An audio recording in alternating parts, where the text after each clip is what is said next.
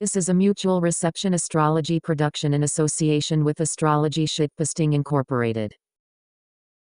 Hello and welcome to the mutual reception astrology production of Moon and Gemini. For those of you that have had the good fortune of not running across many people with Moon and Gemini, this video will be a good introduction to the particular brand of insanity that natives of this moon sign are so infamous for. For those of you that are familiar, or that, God forbid, are Moon and Gemini, this video will just remind you of what a shit show this placement really is.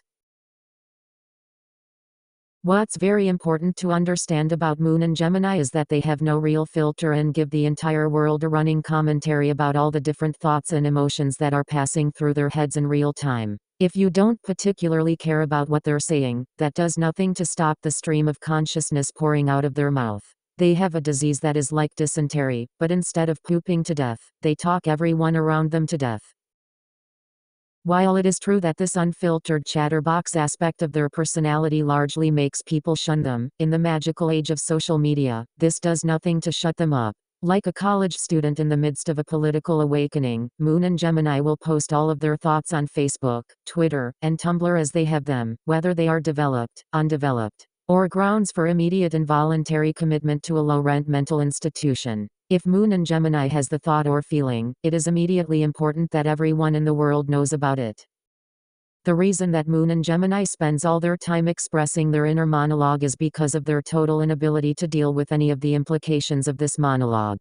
One doesn't actually have to feel their feelings if they spew them out as soon as they hit. One doesn't actually have to deal with a dark thought if they just export that to a status update and outsource the work of processing it to their friends list. When people call Moon and Gemini on this behavior, they just make another status that blames their friends for not being accepting. That's just the kind of bitches they are. Totally unaware that their public mental breakdown can have any effect on others that they expect to validate them.